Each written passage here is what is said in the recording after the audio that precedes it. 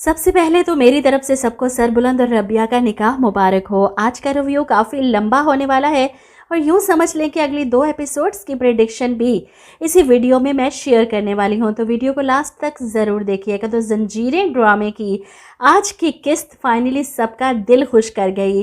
ربیہ اور سربلند کے نکاح کو دیکھ کر میری طرح سب لوگ کافی ایکسائٹیڈ ہے۔ آخر کو ان دونوں کی شادی کا کارڈ پورے سوشل میڈیا میں گردش کرتا رہا ہے، ہر ایک کے واٹس ایپ پر ریسیو ہوا ہے اور میں نے تو لائیو بیٹھ کر ہم ٹی وی پر ان دونوں کے نکاح کے سرمنی انجوائے کی ہے۔ خیر، اس سب کی وجہ سے سراب لالا کے تو ہوش اڑے ہوئے ہیں۔ جس طرح سربلند نے ان سے اپنے ہر رشتے اور تعلق کو ختم کیا جب تک سچائی سامنے نہیں آ جاتی۔ سراب پریشان ہو کر زرغون سے کہتا ہے کہ زمرد کو تلاش کر اور وہ جہاں بھی نظر آئے جان سے مار دے، 24 گھنٹے کا وقت ہے تیرے پاس۔ سراب نہیں چاہتا کہ زمرد سربلند کے ہاتھ لگے اور سربلند اس کے ذریعے شیرین تک پہنچے۔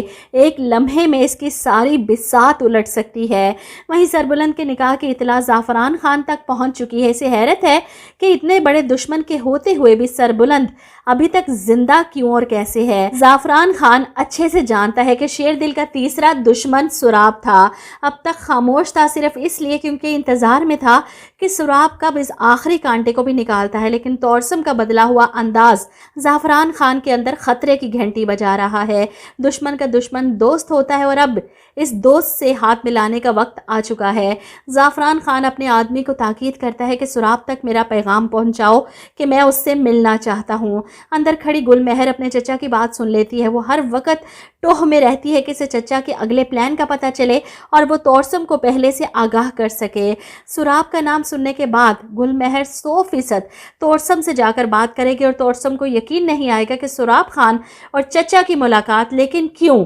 وہیں زرغون سراب کو جا کر اطلاع پہنچاتا ہے کہ زعفران خان کی طرف سے پیغام آیا ہے، وہ آپ سے ملنا چاہتا ہے کالی پہاڑی کے پاس۔ سراب جس نے کوئی سوراخ نہیں چھوڑا تھا اپنے پیچھے، زعفران کے اس طرح ملنے کے لیے بلانے پر حیران ہوتا ہے کہ وہ دشمن مجھے کیوں ملنے کے لیے بلا رہا ہے۔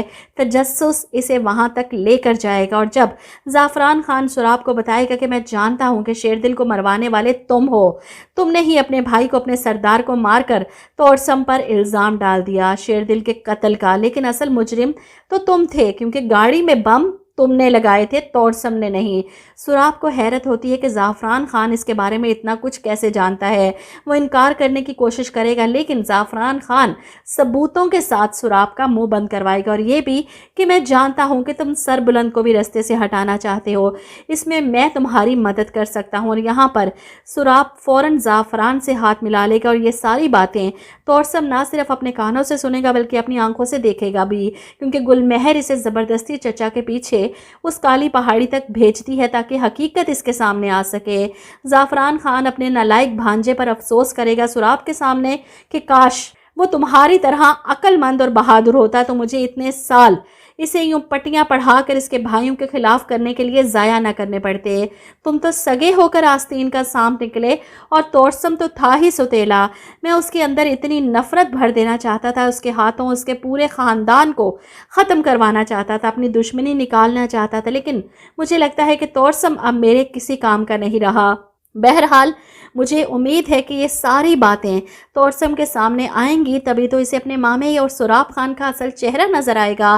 ان دونوں کے سربلند کو رستے سے ہٹانے کی سازش کو طورسم ہی ناکام کرے گا اپنے بھائی کو بچا کر۔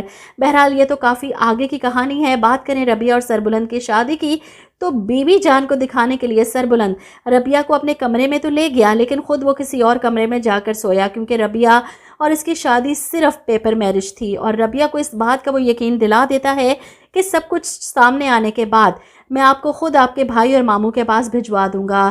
ربیہ اس وقت سربلند کے کمرے میں سوئی تھی، اس کے بیڈ پر، جب سربلند بے دہانی پر فون پہ بات کرتا کمرے کے اندر آ جاتا ہے۔ اسے یاد ہی نہیں کہ اس کمرے میں ربیہ تھی۔ سوئی ہوئی ربیہ سربلند کی آواز سن کر گھبرا کر اٹھتی ہے اور سربلند احساس ہوتے ہی فوراً اپنا منہ پھیر لیتا ہے۔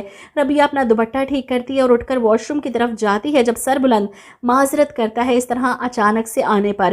بہرحال ربیہ منہ پر پانی کے چھینٹے مارتی ہے جب باہر سے سربلند اسے پکارتا ہے کہ بیوی جان ہمارا ناشتے پر انتظار کر رہی ہیں، میرا خیال ہے کہ آپ کو اچھے سے تیار ہو کر آنا چاہیے تاکہ بیوی جان کو برا نہ لگے۔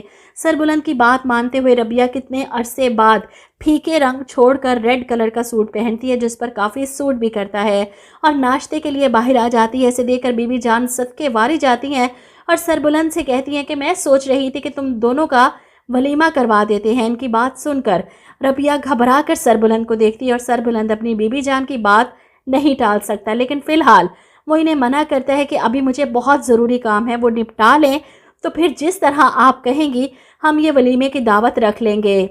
वहीं सुराब और इसकी बीवी अपने पोर्शन में नाश्ते की टेबल पर बैठे। जब सुराब की बीवी से ये बात हजम नहीं हो रही कि सरबुलंद का नसीब हमारी बानों के साथ जुड़ा था, लेकिन वो मनहूस लड़की बीबी जान की बहू बन गई, सारी गलती आपकी है। सुराब जो पहले ही भरा बैठा था बीवी की बात सुनकर चिल्लाता है कि हाँ, सारी गलती मेरी है।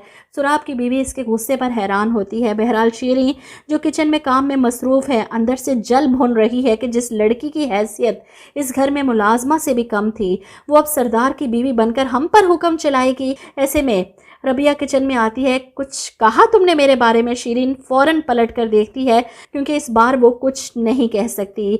पहले तो वो जो मुंह में आता था रबिया को सुना देती, इस बार सरदार की बीवी को कुछ कहने की मजाल नहीं। ऐसे में शीरीं की तबीयत फिर से ख़राब होती है और वो बाहर को भागती है। वो जानती है अच्छी तरह से कि वो उम्मीद से है और इसी वजह से इसे रोना आ रहा है कि खान जी को ये सब बताकर वो अपने लिए मुश्किलात खड़ी कर लेगी। इस वक्त वो बहुत गुस्से में है, लेकिन कितने अरसे इस बात को छुपा सकती है। फ़ोन तो इसने पानी में फेंक दिया। फ़ोन पर भी अपनी हालत के बारे में सुराब खान को इत्तला नहीं दे सकती। बाहर खड़ी रो रही है जब रबिया इसके पीछे जाती है। शीरीं, तुम रो रही हो? तुमने कुछ गलत किया है तो मुझे बता दो। तुम्हें अंदाज़ा भी है कि तुम अपनी ज़िंदगी के साथ क्या कर रही हो? रोती हुई शीरीं रबिया को कभी हकीकत नहीं बताएगी, लेकिन इन दोनों को खड़े बातें करते ऊपर से ज़रगून देख लेता है और वो ये खबर सुराब खान तक ज़रूर पहुंचाएगा कि इसने शीरीं और रबिया को बातें करते सुना है। मुझे क्यों लग रहा है कि शीरीं आपसे गद्दारी कर रही है, क्या पता इसी ने आपके बारे में कुछ उगल दिया हो। ये सुनकर सुराब सबसे पहले शीरीं को रास्ते से हटाने की कोशिश करेगा और यहीं पर वो पकड़ा जाएगा।